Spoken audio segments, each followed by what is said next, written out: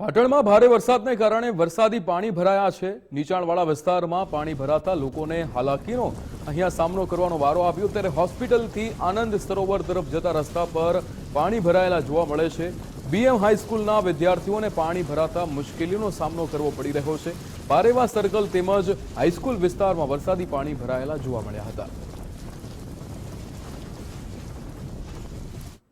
આ વિસ્તાર છે રેલવે સ્ટેશન રોડવાળો સીધો ડુંગળી જાય ત્યાં પાણી માર્ગ બધા બહુ ભરાયા, ત્યાંથી અહીંયા ટીચર સુધી પાણી વહ્યા બહુ, અને સ્કૂલમાં જવા ને આવવા માટે બહુ તકલીફ પડે, ટીચર સુધી પાણી ભરાય અને તે સ્કૂલમાં રજા આપવી પડે વરસાદના કારણે।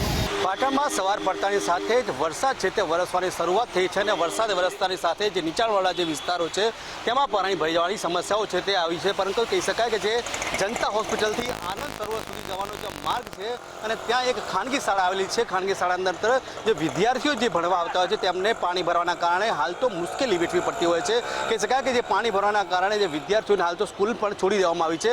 જ્યારે વધારે પડતો વરસાદ પડે ત્યારે તેમના વાલીઓ તે વિદ્યાર્થીઓને લેવા આવતા હોય છે, ત્યારે પણ તેમના સાધનો પણ ખોટકાતા હોય છે। કહી શકાય કે જે પાણી વધુ પડતું ભરાવાના કારણે વિદ્યાર્થીઓ છે હાલ તો મુશ્કેલીમાં મુકાઈ જતા હોય છે, પરંતુ કહી શકાય કે જે નીચાણવાળા વિસ્તારના અંદર આજ સુધી પાણીનો નિકાલ કરવામાં નથી આવ્યો, તેના જ કારણે વિદ્યાર્થીઓ છે હાલ તો મુશ્કેલી વેઠી રહ્યા છે।